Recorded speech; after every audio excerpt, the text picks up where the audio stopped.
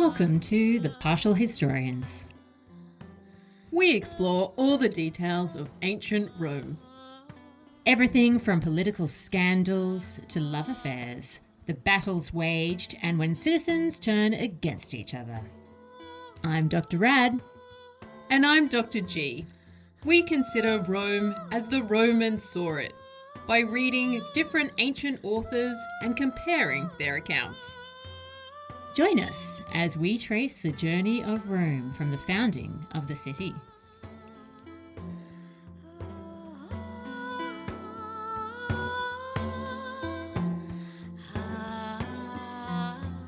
Hello and welcome to another episode of The Partial Historians. I am one of your hosts, Dr. Rad. And I am your other host, Dr. G. Hey, Dr. G, welcome to a history of Rome that's being told in excruciatingly painful detail. Just as the Romans would have liked it, I think. Exactly. I mean, we're just fulfilling their wishes. Yeah, their fame lives on as long as we talk about them. That is correct. So, Dr. G, last episode we were dealing with 410 BCE. Today we're going to be dealing with 409. It all makes chronological sense. Yeah, look, so far so good. I do not quibble at all with that logic. And 410 was an interesting year because we got introduced to a new location that we hadn't heard of before called Carventum. Ah, yes. We still aren't entirely sure where it is. The mystery remains. There are many theories. But we do think it might be part of a important strategic location that sort of forms the edge of Roman territory and Hernutian territory. And obviously the Volscians and the Aequians want to get their little dirty paws all over it. Like they do everything. Indeed. That's just the way those guys are. I know. Don't they know that Rome is destined to be the superpower in this corner of the world? Not yet. Not yet. So what we had last time was some classic conflict of the orders stuff, I think. Yeah. So we had our commander called Valerius, who ended up being quite an unpopular man. Wow. How so? Is it even possible for a Roman to become unpopular?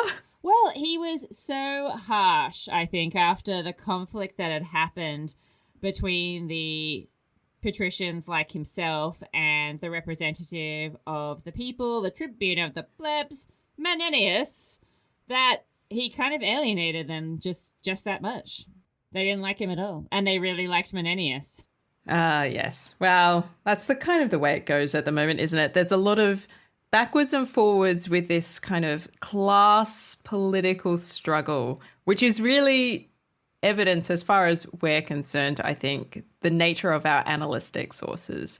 Livy and Dionysius of Halicarnassus, whenever, if ever, he pops back into the scene, really trying to figure out what it meant to be a Roman in this very early period of history, where they don't have a lot of good written extant evidence from the time in question.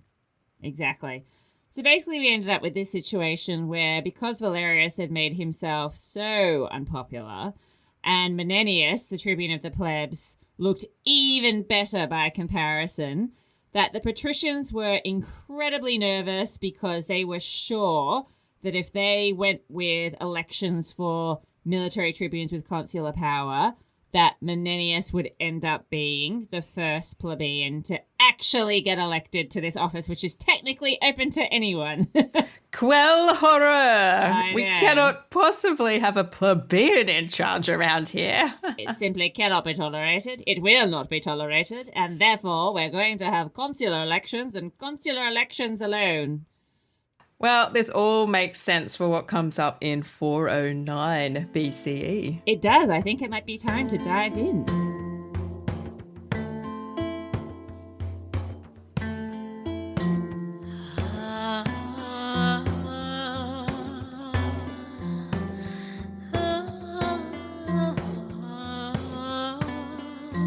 It is 409 BCE. An exciting time in Romans history, as is every year, I have to say. And I have some excellent news for you, Dr. Rad. Oh my God. Am I about to fall off my chair? Have you rediscovered Dionysius of Halicarnassus? Oh, sadly, no. But the Fasti Capitolini is back, baby. Well, I'm glad you have something. Literally 2 names. Hey, you know what? It's better than the big fat nothing you've been bringing to these episodes. Oof. Yeah, look, a historian is only as good as their material. You always do your research. I try, but it's hard to cobble together things for me at the moment. No, to be honest, I think I have the easier deal, actually having something to read. Oh, look, you bring the narrative and I give you a whole bunch of names and I don't know what happens to any of them. And that, I think, is fine. That is how we're sharing the load right now. I know. Well, there certainly are a whole bunch of names for the year 409. So why don't you tell us who they are? I shall. We have 2 consuls, which is very much in keeping with that fear in 410 about anybody coming into position as military tribune with consular power. Yeah. You can solve that by just having consuls. Yeah. So we have Gnaeus Cornelius Cossus. We have had him in our mix before. He was a military tribune with consular power in 414 BCE. And we also have Lucius Furius Medullinus. I know, a Furii back in the mix. One of our favorite Gensers right now. Now, he was previously consul in 413. And he is in the middle of an upwards career trajectory. He doesn't know it, but foreshadowing. We do. Thanks to Broughton. We certainly do. Thanks, We're going to Broughton. hear that name a lot, it looks like. Yes, we are. And we've also got, in addition to the consuls, we've got 3 possible tribune of the plebs. And to make things even more interesting on this front, every single name that I have attached to the role of tribune of the plebs is an Icilius. At least 3 named, possibly different Icilii in the tribune of the plebs mix. Which is hilarious, but it does make sense because if we're ramping up the conflict of the orders narrative, this duel between the patricians and the plebeians, who better to have in office than an Icilii? It does present us with some problems, though. It does. So the tribune of the plebs position, it's been talked about in previous years. We've definitely talked about it, where it seems like our sources, our written sources, are assuming that there's already 10 of these characters. Yeah. We don't have any good evidence to establish that the body of the tribune of the plebs was that large this early in Rome's history. How dare you? He's just had a very large dinner. What do you mean there's 10 of him? It's just one man wearing a very large coat. So we've got 3 possible Icilii as tribune of the plebs. No other group is named, but that would be a substantial faction within the tribune of the plebs if there were a group of 10. It is, but as we've highlighted, this is a family that has a very strong association with the office of the tribune of the plebs. They often pop up just when things get dramatic. They do. And this gives you a sense that maybe something dramatic might be on the horizon this year as well. So I guess we'll see. Foreshadowing. If you times your Achilles by 3, do you get 3 amounts of drama? 3 times? I don't know. I guess we'll find out together.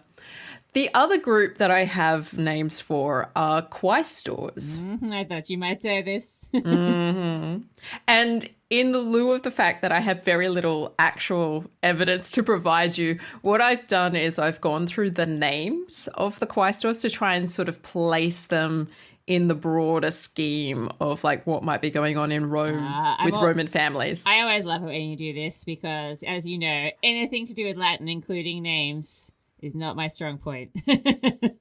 And look, I don't think it's really mine either, but I do enjoy sort of building a picture for myself, like where do all these characters fit? Yeah. Because the names often end up sounding a little bit samey because the names all have the same kind of endings. Yeah.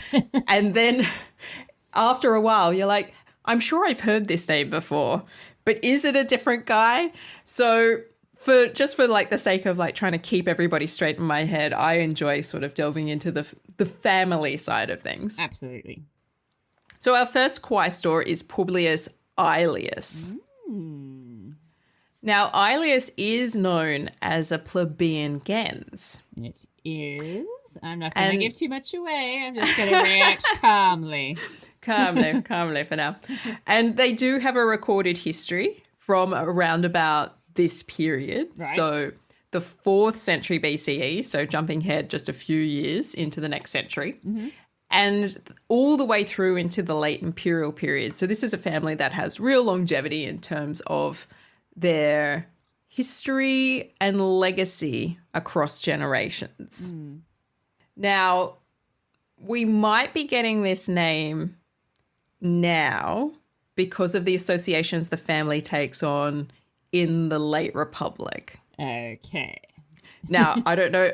I'm talking really slowly because I'm waiting for you to be like, I'll jump in and tell you what's going on. No, absolutely not. I'm not going to jump in at any point. I'm just going to let you talk through all of these names and then I'll shock you. Okay. I'll prepare myself for the shock. Okay. So we have some figures like Quintus Aelius Tubero, and this is heading into this late Republican period, who's the nephew of Scipio Aemilianus. Right. And he's infamous, or famous, depending on which side of politics you're on, as an anti-Gracchan figure.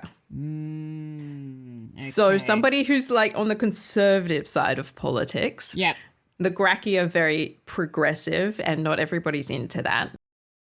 And then there's also a Quintus Aelius Tubero, same name, different guy, who is a jurist and historian. And he wrote a 14-book Roman history from the foundation of Rome to the Punic Wars. Yeah, that's suspicious. Well, this is really interesting because we think that this Aelius Tubero is a common source for Livy and Dionysius of Halicarnassus. Aelius Tubero himself, those books are no longer extant. Yes. So anybody, if you find a manuscript hiding in a monastery, get in call. touch. Yeah. Get in touch. We'd be very excited. Historians everywhere would be very excited to find Aelius Tubero. But we think he's utilized by both. So there's a sense in which Livy and Dionysius are being influenced by an Aelius in their own writing. And so they probably have particular ideas about what Aeliuses are like in terms of their character and disposition. Okay. We move on. Our second quaestor is Caeso Fabius Ambustus. Definitely a patrician, a fabulous Fabii. Yep. And likely related to Quintus Fabius Ambustus Vibulanus, who was the consul of 412. I was going to say, this name feels like more familiar territory. Yeah. Yeah. And I think the expectation is that you would assume that the quaestors would be patrician at this point. Yep. So it is quite interesting that we do get a mix of names that seem to suggest that both patricians and plebeians were in the quaestorship this early on. I'm not going to give in. I'm going to save my narrative. I just keep putting little hints in there, hoping that you'll bite. Not taking the bait. Okay, all right. Our third quaestor is Publius Papius. Now, this gens, the Papius gens, is an italic gens. And you might think to yourself, yeah, but surely all genses are italic genses. We're talking about the Romans here.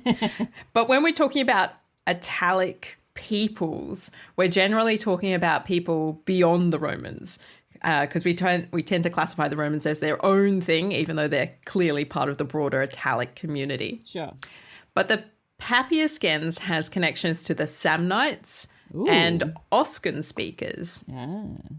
So this is thinking about the sort of the hilly region to the east of Rome, but also south heading towards Campania in the same sort of mountainous region. Yeah. This is really the Oscan speaker kind of territory. They're plebeian, considered to be plebeian. And we also see the Papii family go on to hold positions of tribune of the plebs. So there's some spoilers for you, dear listeners, coming up in a podcast near you. But the Samnites, I think we've mentioned them maybe just an episode or so ago. Well, they're going to become a regular feature of this podcast. Now that they've sort of entered into being mentioned, they're going to continue to be mentioned. Yeah. They are going to grow to be quite important to the way the Romans understand themselves. And they must be crushed, Dr. G. Let me make that clear. They must be crushed. We may have a series of conflicts known as the Samnite Wars coming your way soon in the next century. Yeah. But it does make sense. We have talked about the fact that they are possibly on the move a bit in this time period, that there's a bit more of them coming into Rome's orbit in this time period, which is, I think, the kind of stuff that's been coming up so far. More context, yeah. And I think this gives us a sense that Rome and its influence is not just constrained to Latin speakers. This idea of the foundation of the city, which, although we might think of it as being quite mythic, this idea of Rome as a place of asylum, it does seem to be the case that people are moving around, bringing their family history with them, retaining their identity, and then also becoming integrated into a Roman social mindset and then gaining political currency within Rome. Yeah.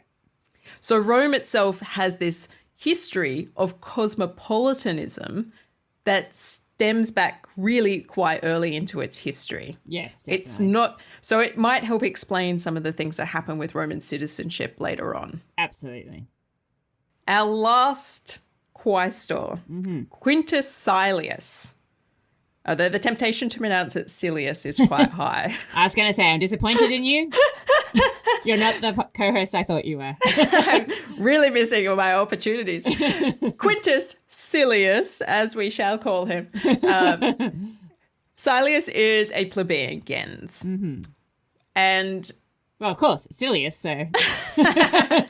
this is how the patricians keep you down. Exactly, yeah. What's in a name? I'll tell you what's in a name. It's ridiculous, I tell you. He's very silly, and I refuse to call him anything else. We're not really sure about this guy. I put it to you that Livy seems to be our key source here. And I thought I'd been proving that fairly emphatically for a number of episodes. I'm agreeing with you, Dr. Ann. That was me agreeing with you. I think maybe we're misreading each other. So the trouble with this is that the Silius gens seems to only really come into prominence in the 1st century BCE, which is a good 300, 400 years away from where we are now. And the question might be asked, what the hell is a Silius doing this early? I'll tell you in what the he's history? doing. He's got late Republican ancestors that are like, quick, put my family like way back, guys. Like, insert an ancestor somewhere. Please. Yeah. I mean, the phrase insert an ancestor, just it leads me down dark paths, but I'm not going to mention what I'm visualizing. The Romans are always open for that, Dr. G. It's their favorite kind of foreplay.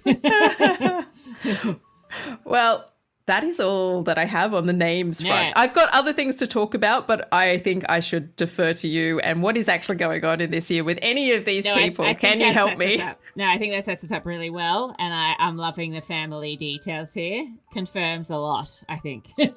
Excellent. All right, so here we are. We've got consuls being elected. Now, Livy tells me that never before have the plebeians been so upset that they were not allowed to elect military tribunes, which implies that the patricians were correct to suspect that this was going to be the year when they were finally angry enough to go for a plebeian candidate over a patrician candidate, if that kind of thing were allowed. So, the plebeians, therefore, act out. They have to show their frustration in some way. And the way that they do this, Dr. G, is that for the first time, they elect plebeians to the quaestorship.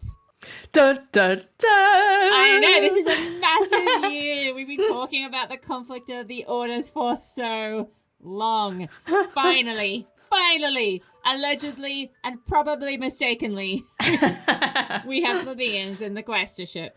Oh, wow. Okay. I mean, I was just so confused. I was like, what are these plebeians doing in here? Everybody That knows is what this they're is doing not in for there. them. Yeah, now you are correct. You are correct that there was one token patrician who was elected alongside the plebeians. That must have been a comfortable election for him. Every time he goes into the room to sit down with the other quaestors, he's like, man, this is a travesty. Yeah, exactly. And Livy does note that it is simply crazy that these three plebeians, Silius, I will adhere to your superior Latin, Aelius, and Pupius, Papius, whatever his name is. Papius, I'm going with. yeah, it does sound wrong to say Pupius, although it is a lot of fun.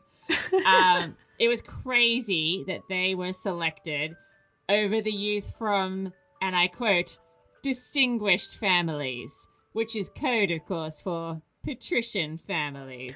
Yes. How cruel. Yeah, well, you put in some no names in here. I can see that. Now, Livy, therefore, had to investigate how it was that these three men finally came to be elected. And he has uncovered that it was indeed the Icilii who were behind the whole plan. They were the men who motivated the plebeians to vote in this insane fashion. Wow. Okay. So this might help explain. We don't have a complete list of Tribune of the Plebs, but the idea that there are many Icilii swaying the situation. It's like a political coup is going on. I know. Well, as we know, a couple of years ago, we were talking about an Icilius who got elected to be Tribune of the Plebs, and he was pushing what may have been a very ambitious agenda, but it got cut short because there was an outbreak of illness, and therefore he couldn't really do anything. He was stymied, Dr. G.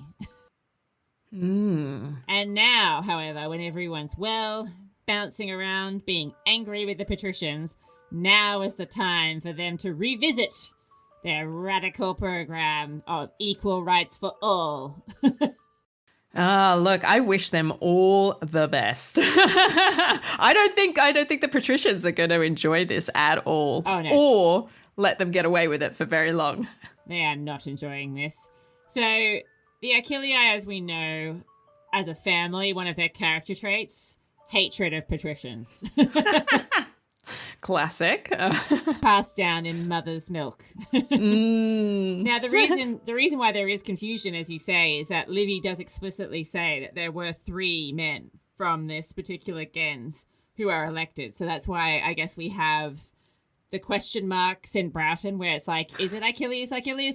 Is That's what I've got. One of them is potentially Lucius Achilles, and the others are just Achilles. Exactly, yeah. No one who is rich should look into a mirror and say, Achilles 3 times, because it could get dangerous in there. You will summon the quest for equal rights. You will, yeah. And a more equitable world. So, the Icilii, I presume all of them, had apparently made a lot of big promises about what would happen if plebeians could be elected. And the plebeians, being stupid, just ate all of this up, as they always do, according to Livy. Now, I question this account, because if the plebeians did just lap up whatever promises were sent their way by tribunes of the plebs and, weren't at all critical of it and all that kind of stuff, then surely we would have actually had this happening quite some time ago, because they would have elected people, A, to be quaestors, but B, to be military tribunes with consular power. That would just make sense. So I think Livy's being a douchebag, Dr. G. Well, I'm glad that came from you this time, because this is tricky. I mean, why the quaestorship instead of the military tribunate with consular power? Like, I can see that ultimately you would want people in all of the positions, sure, those positions to be all available to people regardless of their family background, if they can accrue the support for their election. which would include definitely rich plebeian families who can spend the money to canvass and put together a kind of election sort of promotion of themselves. Sure. But the quaestorship is, at this stage, very much, we think, attached to the treasury. Yep.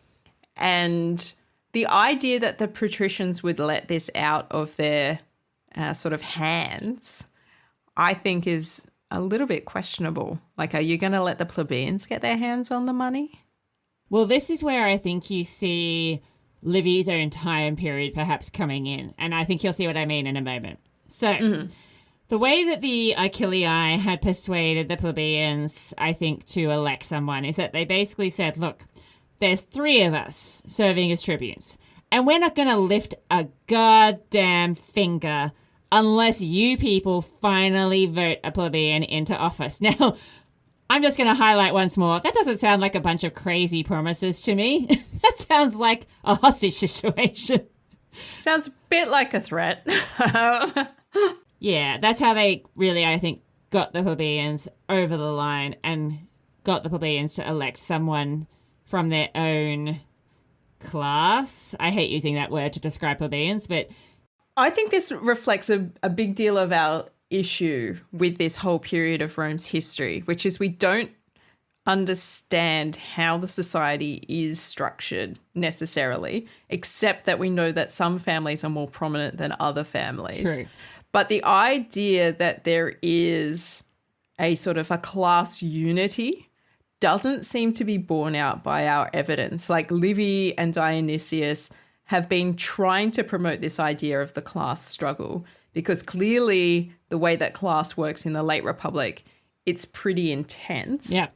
But the way that things are working here, we get the suggestion in most of our written sources that there is this struggle happening which is failing to manifest as proper struggle, because the plebeians, and I'm using my flash rabbits, the plebeians fail consistently to vote for their class. Exactly. So I think this leaves us with a situation where maybe class isn't the best way to read any of this. No. And what Livy and Dionysius are doing is trying to shoehorn these things into a narrative. And I think then the further trouble, if we're looking even like more thousands of years ahead, Yep. is that then we get scholarship from the modern period that tries to read all of this within a Marxist lens as well, because Marxism is very much about class struggle. Sure. So that's a whole nother layer of sort of class confusion, if you like, because people seem to be interested in their families getting ahead. Absolutely. It's about their gens.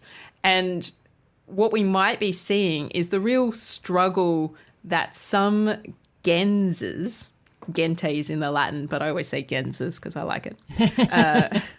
Some genses are having, one, accruing the sort of leverage that they need in terms of popular support in order to get elected in the first place. Absolutely.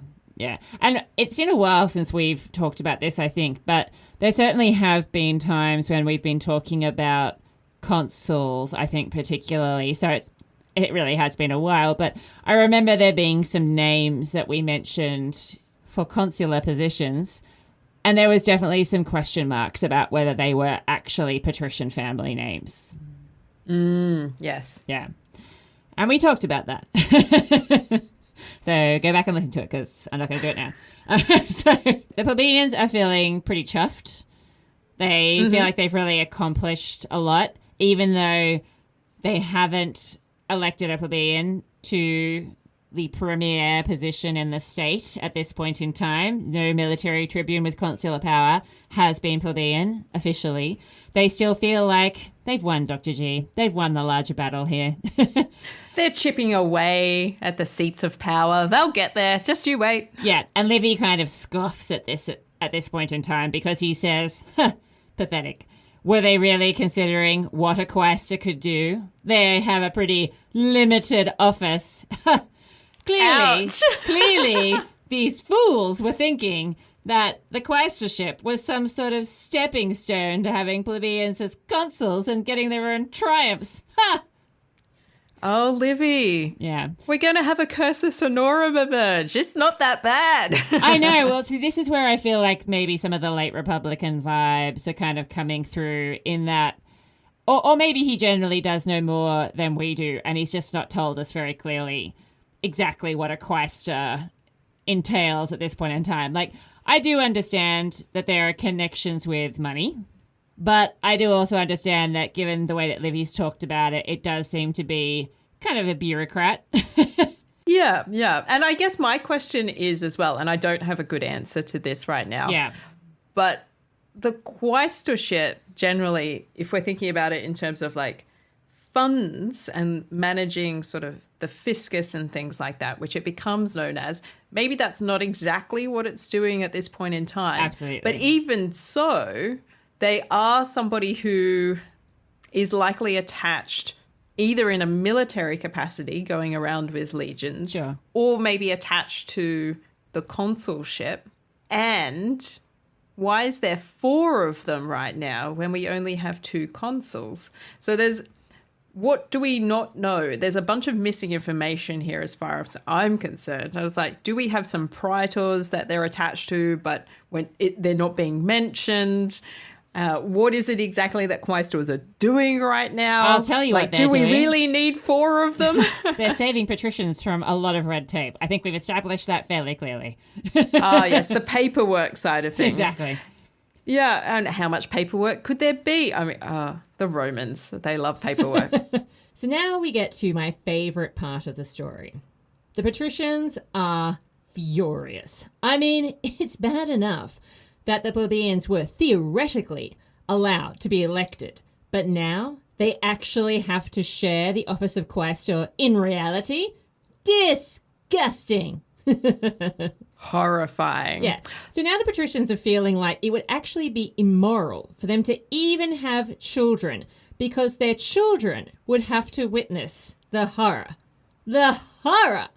of seeing dirty little plebeians taking their rightful place in the world. I mean, how can a parent actually subject their child to seeing, oh my God, like the office of quaestor being occupied by a plebeian? I mean, oh my God. I would rather be barren than bear like witness to this situation. They're gonna, like the plebeians are just going to take everything, Dr. G. They're going to take everything. They're going to take all the positions, and before you know it, like, what are patricians going to have left? I mean, they're only going to have the sacrifices, Dr. G. The sacrifices. Guys, I'm going to have to sell my Ferrari. There's no point trying to impress the young patrician ladies anymore. I know, like, I'm not going to live in a big mansion. I just don't think I can go. So they're very upset that all they're going to have is their roles as the Salii and the Flamens on behalf of the people, which, as you would know better than most people, are priesthood positions. They are very important because you must keep your relationship with the gods sound. But it's going to be a problem for the patricians if they do not reproduce. Yeah. Well, I mean, I guess it's a bit like how some people feel about having children in a climate emergency such as we live in right now. That's how the patricians see it. They literally see it as being the end of the world, whereas we actually are contemplating the end of the world. Yeah, it is tragic. Any action you can take, dear listeners, to help preserve our beautiful home, we trust that you will take it. Yeah. Well, the patricians are prepared to take action, Dr. G. Let us take the patrician example as our model of excellence. Definitely, yeah. So both the plebeians and patricians are therefore in a state of complete emotional overload. The plebeians are on a super high because they are just so freaking thrilled that there are plebeians in office, and they do indeed see this as, we finally popped that cherry, we've taken that step. This is just going to be a sign of greater things to come. That they are, yeah. I can just imagine the plebeian quaestors being like, guys, I've seen money for the first time. It's incredible. Yeah, they are flying high. The patricians see this as complete and utter doom, the beginning of the end. There's no other way of seeing it. It is the end of times. It's been great while we've been here, but it's over now. 100 years is all we had. Yeah. So this leads to another classic conflict, which is very similar to the one we had the year before, where the patricians are therefore absolutely 100% determined that there are going to be consular elections held. Fair enough. You gotta keep the main power in the patrician hands. This is dire times. Exactly. I mean, it's the only way that they're going to be able to continue to have sex and have children, clearly. Oh, God. The Icilii, on the other hand, are absolutely determined that it's going to be military tribunes with consular power because they do think that this is going to be the time that a plebeian is going to get elected into that office. We're so close, guys. We've got them into the quaestorship. We're all over the tribune of the plebs. Next stop, the top job. Exactly, yeah. However, as luck would have it, Dr. G, the Aequians and the Volscians enter our story. Yeah. So, okay, the Aequians and the Volscii. All right. Yes. Can I pause us here just to give Sure. us a sense of like where we are in the geography of things? Absolutely. Tell me, San Diego, where are we? I will put on my little hat. Here we go. Yeah. So the Aequians thought to be to the east of Rome. So this is classic near where this Carventum location is. We're not really quite sure. Mm-hmm. The Volscians are to the southeast, and the Hernutians are kind of wedged in between those two. Yep. And that's Rome's ally, so that's great. Yeah. The Hernutians are one of these Oscan-speaking peoples, and so are the Volscians. Yeah. The Aequians, though, may be a slightly different language group. We then have the Latin peoples in general, which includes the Romans. Yep. And they're kind of demarcated by the Tiber River, which cuts sort of east-west, and the Arno tributary, which is a bit of a north-south tributary river. Now, the Etruscans are the neighbours to the north, anything above the Tiber. We've also got the Faliscans, who have come up a little bit so far. They're to the north and northeast, and thought to be connected to the Etruscans. We've also got, likewise, a little bit further out, the Sabines, also to the northeast, but beyond the Faliscans. Mm-hmm. And everything sort of southeast beyond the Volscians is also considered to be Oscan-speaking. So Rome is kind of surrounded by a whole bunch of different people who could cause them problems. And the Aequians and the Volscians are definitely the closest in the east and the southeast that are causing problems at the moment. Definitely. Yeah. So they caused problems specifically in this year by attacking the territory of the Latins and the Hernicians. How dare they? I know. So Rome's allies, clearly. Therefore, the consuls had to raise an army, and the Senate gives the order. Go and conduct the levy. Now, I think you probably know where I'm going with this story. You'd be surprised that I might not. Okay. Well, the tribunes of the plebs fight the levy because, of course, that's their way of resisting and trying to, get what they want, which is elections for military tribunes with consular power. So they are giving it everything they have, and they are thrilled, actually, that external conflict has arisen, and therefore, once again, the patricians need something from them, and they can withhold it until they get what they want. I think they would very much understand the tactic of, using sex as a weapon in this world. You got to use what you got, and when you're the tribune of the plebs, resistance is key. Resisting that levy is a powerful move. Yeah. So Livy is very specific that all three of the Icilian tribunes are getting involved here. The plebeians see them as the most noble family that they have on their side. He's like, they may as well almost be patrician, which is saying a lot as far as the plebeians are concerned, because they're just that elite. Wow, that's almost offensive. How dare they? Yeah. Now, again, this is my second favorite part, Dr. G.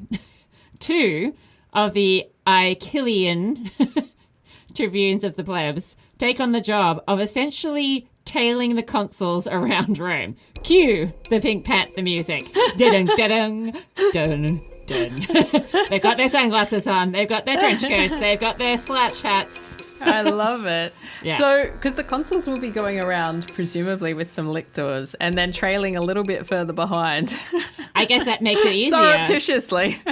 Makes it easier. It's easier to hide in a crowd. It is. Yeah. Now, the third Icilii, you might be wondering, what is he up to? Why is he not in a trench coat? Well, his job is to stir up the plebeians. So making sure that he's, I suppose, keeping their emotions high over these sorts of issues, pushing them to demand what is theirs and to act in a way that's going to support what they're trying to enact here. Mm-hmm. Yeah. Sounds good. Yeah. Got to have somebody whipping up that crowd. Exactly. Yeah. So he's on crowd control while the others are just trying to blend into Is he the wearing crowd. a trench coat just to keep up with the brothers, I know. I mean, I feel like he must have one in his cupboard just in case. maybe they switch out. All right. So the consuls are therefore prevented from raising the levy, and the tribunes are unable to get what they want, which is the election of the military tribunes, because nobody is going to give, because that's just how the conflict of the orders works. Beginning to sound like a terrible stalemate while the enemy inches ever closer. Oh, tell me about it. It was looking like the plebeians were going to get what they wanted, but then dramatic news arrives. Dun, dun, dun. The bulletin on the 6 o'clock news. Breaking news. We have incoming from Rome. We've got somebody on the street. Throwing to our local reporter now. The Equians have attacked the Roman garrison left behind at the citadel of Carventum when the men there had left to raid, even though it was proven before that was a dumb idea because that's how they got Carventum in the first place. Oh, no. Yeah. The few men who have left behind on guard have been killed. I repeat, have been killed, and it has been recaptured by the Equians. That's right. Carventum has been lost. I repeat. Carventum has fallen. Carventum has fallen. We don't know where it is, but it's gone. It's disappeared back behind its cloud of invisibility. Yeah. Now, some more Roman soldiers had died in this battle because, of course, when they saw the Equians taking it back, they'd been like, hold it right there. Drop it. Oi! Drop that citadel. But unfortunately, there weren't enough of them. I guess they were pretty scattered if they were, out raiding, and they were maybe coming back in bits and pieces and that sort of thing. So they were killed trying to recapture the citadel or keep a hold of it. There were others out in the field who apparently were randomly killed and that sort of thing. This narrative is a little bit confusing, I suppose. But I think the bottom line is that the Romans had perhaps left this mostly unattended, and they were killed because they were trying to get back in. It doesn't really make sense, I suppose. Yeah, it sounds like they maybe weren't on high military alert. So they were just doing the sorts of things that you do when you're a military that has to hold somewhere, but you don't have like a standing order to be in defense, where you're just like, well, we need to go out foraging and we need to do some field work. We've got to eat. And, you end up doing other jobs. And people are like, Yeah. oh, well, we could fix this place up if we just had a nice log of wood and we could prop it over here. Like, let's do some renovations, Yeah, and if you're in for the long haul, naturally. Yeah, and so people get distracted and maybe they got caught unawares and they weren't at all ready. And if you're not in the citadel when the citadel gets attacked, that's a huge problem because that's a massive defensive structure. And to get back into it when it's being attacked already from the exterior, your chances of surviving aren't great. Yeah, absolutely. So the tribunes of the plebs with this news are begged, pleaded with, stop opposing the levy. You've got to. We're in a really bad situation right now. But they stand strong, Dr. G. They valiantly refuse. And they say, you know what? We could not give two hoots about the danger that the state is in, and we don't care if everybody hates us. This is our job, and we're not budging. This is exactly what you always do, and we always give in because, it's so dangerous out there, but not this time. Oh, this is a brazen position. How is this going to work out? Well, I'll tell you how it works out. It freaking works. They win. Yeah.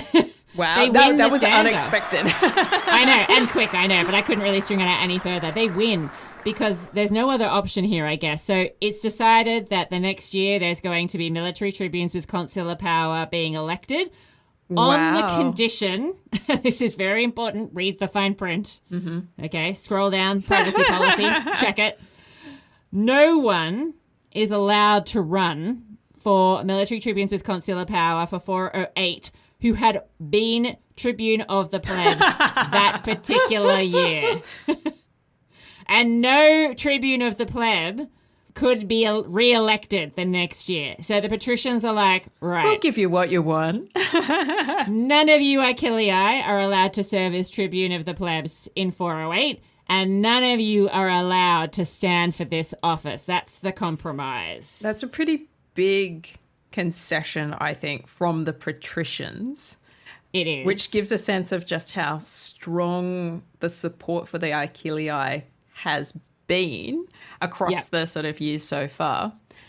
Absolutely. The Senate are 100% aiming to get this family out of play politically. They want them gone, and they want the people to hate them. They are 100% convinced that this family have the consulship in their sights.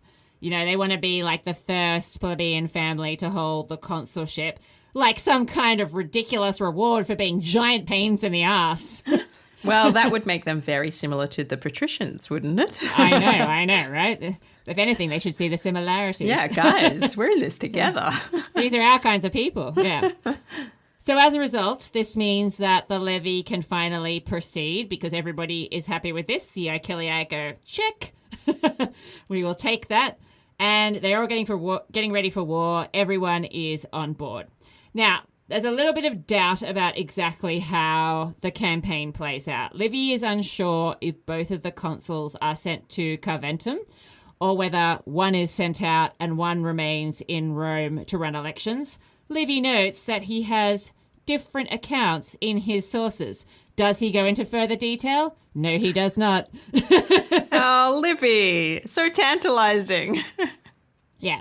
Livy can only be certain that the Romans did not win back the citadel at Carventum, but instead had to hang out there in a very long siege, which went nowhere. Oh, okay. So Yeah. they got the army out there and it was a bit of a stalemate in the end. Yeah. Okay. Exactly. All yeah. right. Instead, the Romans decide that they're going to recapture Verugo, which is in the Volscian area, again, just to irritate their enemy. Yeah, if we can't have Conventum back, then we're definitely taking Verugo. Yeah. And this is a huge blow, apparently, to the Volscians and the Aequians, because when they take Verugo, they get a lot of bouteille. Oh, interesting. Okay, so that's where the Volscians had taken it all out of Carventum. And sounds like maybe they just stored it in Verugo. Okay, so it's not as clever as it previously seemed that there was no booty to be had with the original taking of Carventum. So Verugo is the place that came up for us in 423. And the moment that Sempronius Atratinus lost a battle against the Volscians. Interesting. When the day was saved by the plebeian decurio Sextus Tempanius. Who could forget? Yeah, a plebeian I hero. did, but... But this has changed hands a number of times now because it was reconquered by the Volsci in 422.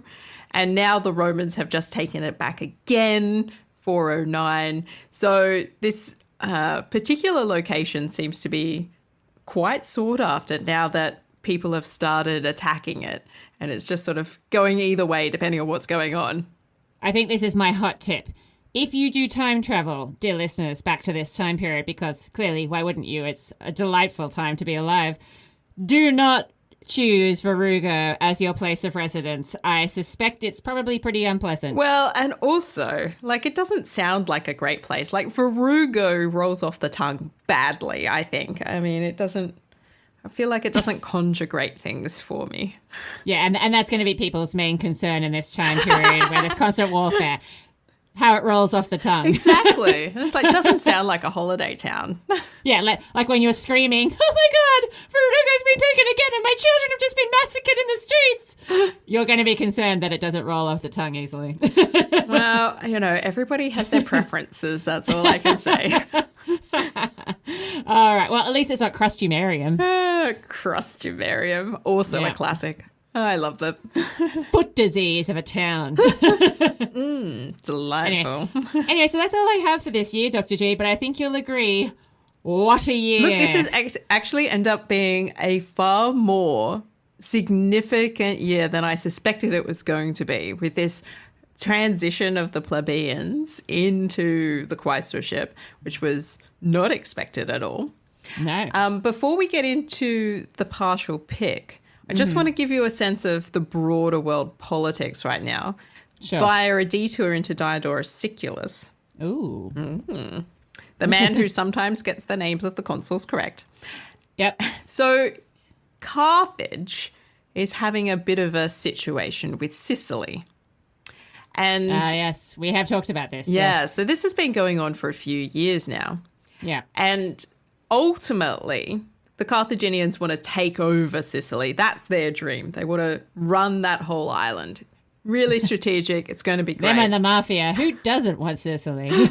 I know. It's a very popular spot and great in summer. So very much would recommend. Yeah. But they've elected a general, Hannibal, not the Hannibal. And he has razed to the ground a couple of cities Ooh. in Sicily. So he's had some success. You'd be like, this Okay. takeover, one by one, we're going to raise the cities and just move across this island. But then he's getting on in age as well, this Hannibal character. And he's like, look, I think, you know, I've had a couple of good city raisings, but I feel like I'm getting to the end of my days.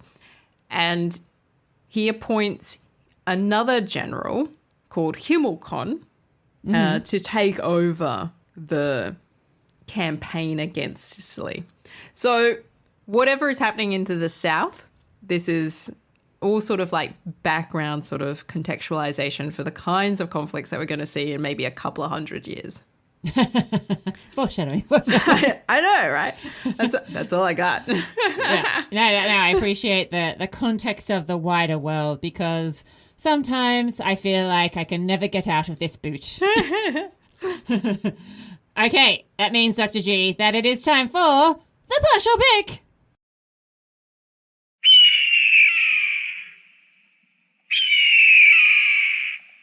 All right, thank you very much, Igor. We appreciate your dulcet tones. So, Dr. G, tell us what the partial pick is all about. All right. We are going to evaluate Rome against some of its own standards.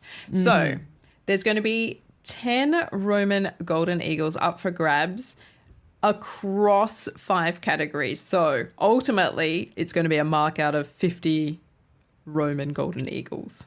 Okay. So our first category is military clout. Well, this is going to be a bit of a downer, isn't it? It was a stalemate, I believe. That's true. They didn't exactly get defeated. They just gave up. They certainly didn't really win.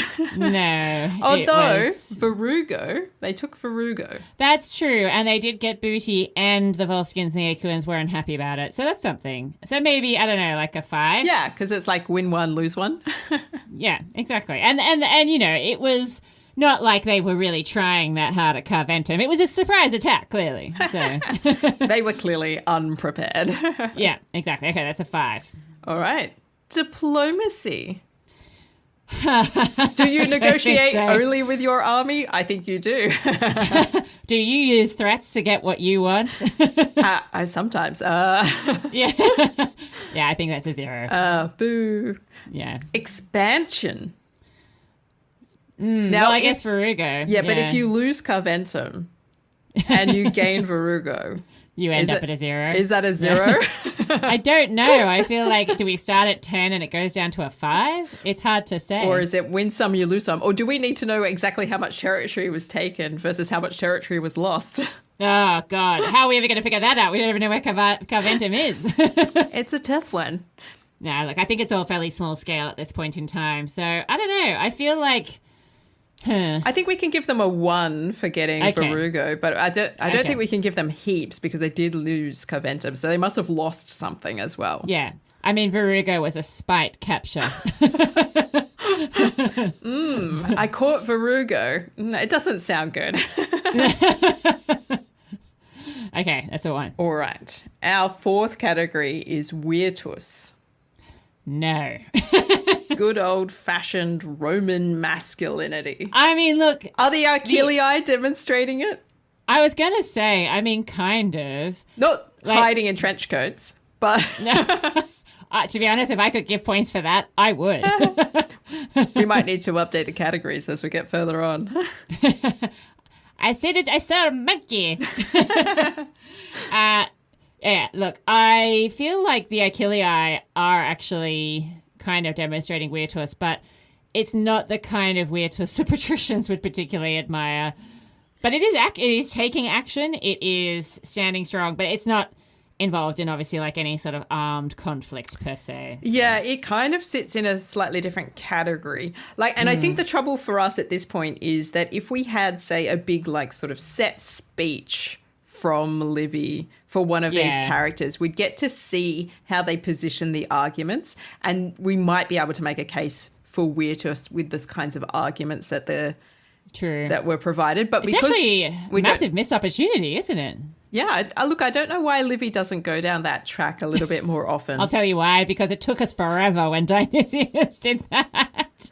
Well, it was part of Dionysius's charm. He was always keen to show off his rhetorical skill.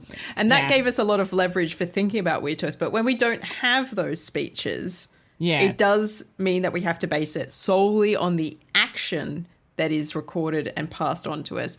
And sometimes that's a little bit more ambiguous and it's not necessarily clearly Virtus. Yeah. This just in. A long speech was made for which I have no evidence. You could do the old Thucydides on it. It's like, I'm just going to put the words into their mouth that I thought they should say. Yeah, exactly. I mean, what do you expect? I live in an ancient time, guys. There's no recorder. Yeah, I wasn't there. I'm doing my best. And I don't know anybody who was, all right? So just back off. Shh. Just listen to my story. Yeah. Doing the best that I can, and it's going to be bloody accurate as you can get for this time period. This is amazing journalism given the circumstances. Our last category is the citizen score. Well, I think this is a category for us today. I mean, the plebeians are absolutely thrilled. They're finally quaestors. Look at them go. I know. I mean, there's not much else that could be better apart from being a military tribune or a consul, but let's not get ahead of ourselves. One step closer is one step closer. And there's lots of them in the quaestorship. There's a really strong sense of the Icilii looking after the little guy by delaying the levy. Now, there is a point where that... Through threats and being incredibly stubborn. But there is also a point where delaying the levy can lead to the risk of the citizens if the enemy gets too close to Rome. So it's a fine line.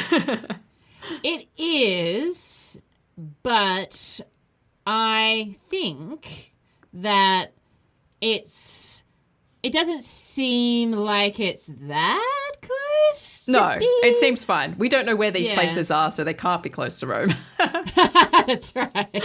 It's a fine line between pleasure and pain, but yeah.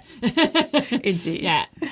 I feel like the people would have been more freaked out if they actually thought they were in danger, because if we've learnt nothing from Livy's account, the Romans actually panic quite easily when they hear bad military news. Yes, and there is a tendency for the plebeians to capitulate on their demands as soon as they think there is a risk to their lives, which is Fair enough. Yeah, absolutely. And that's what I mean. Like, the minute we ever hear of like a military disaster being reported back in the city, they lose their freaking minds. They're running around all over the place. The person who's left in charge is like, holy crap, how am I going to get this crowd under control? So the fact that they're not doing that implies I'm to me imagining that's the Romans far enough as away. part human, part chicken. And Well, that's how the plebeians are portrayed, I think, in Livy. and there's just chickens running around everywhere in the city. Yeah. So look, I feel like I'm going to give this an 8. Ooh. Yeah. All right, I'm not going to quibble with that. I think the citizens need some bucking up, so happy to... they've had a good run this year, let's face it. Yeah, I mean, yeah, I don't really see much that is bad about this. I'm happy for them. And you know what? I'd also like to say, Dr. G, once again, because I'm a broken record on these sorts of matters, but as fictitious as the events of 409 may in fact actually be, it is heartening to read about stories where people are willing to, put it all on the line in their protest movement, and to see how when you actually put your mind to it and you have unity, you can accomplish your goals, no matter how impossible it may seem. I sense that you're making a bigger claim about the world today through the power of what we can learn from history, and I applaud you. There is a huge people power, and strength in community and community action, that is how you make change. Absolutely. I mean, they have done studies on this, which obviously don't directly apply to Rome, but looking at all sorts of people power moments like civil rights movements and people petitioning for political rights and that sort of thing. And it's shown that you actually only need a very small percentage of a population to be on board with something, but you just need to get to like a certain level, a certain small level for people to be on board, to be supporting it, to be campaigning it, to stand unified, to actually achieve change. And I think that we should throw this particular example into that basket because, of course, the patricians aren't on board. In fact, I would wager that not even all the plebeians are on board because, as we've highlighted before, they are not like this unified class. Okay, there are people that have differing interests. I mean, where the hell are the other tribunes in this story? Who knows? They don't even get a mention, but... They don't. It's amazing that with the ones that we have named, we're still talking about presumably a small group of individuals with sway. So, yeah, pretty amazing stuff. Absolutely. Don't lose hope, guys. Get involved with some groups. Show people that you care. Talk about it. If the history of the early republic has shown us anything, talking about it endlessly eventually will get you somewhere. It will. As long as you combine it with stubbornness. Be resilient, know your values, and fight for what is Absolutely. good and right. Indeed. All right, so that means, Dr. G, that we have got the Romans finishing 409 on a grand total of 14 golden eagles. Actually, that's pretty impressive. It's not bad. It's been a lot worse. It has. Yeah. Ah, Rome, you're going up in my estimation.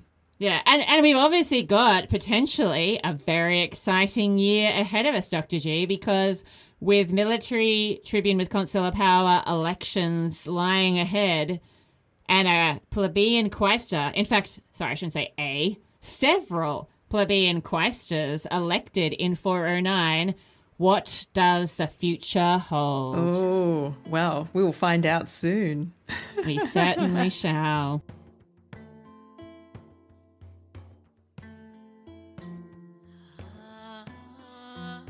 Thank you for listening to this episode of The Partial Historians. You can find our sources, sound credits, and an automated transcript in our show notes. Our music is by Bettina Joy de Guzman. You too can support our show and help us to produce more engaging content about the ancient world by becoming a Patreon. In return, you receive exclusive early access to our special episodes. And today, we'd like to say a special hello to some of our Patreons who entered our Saturnalian giveaway. Alex, AJ, Dr. Kate, Dendrio, Kylie, Vincent Jorgensen, Dana Gray, and Aras Lagerson, and of course, Kyle DeCat. However, you can also support our show by buying us a coffee on Ko-fi. However, if those coins just aren't jangling in your pockets these days, please just tell someone about the show or give us a 5-star review. And that goes for our book as well. Until next time, we are yours in ancient Rome.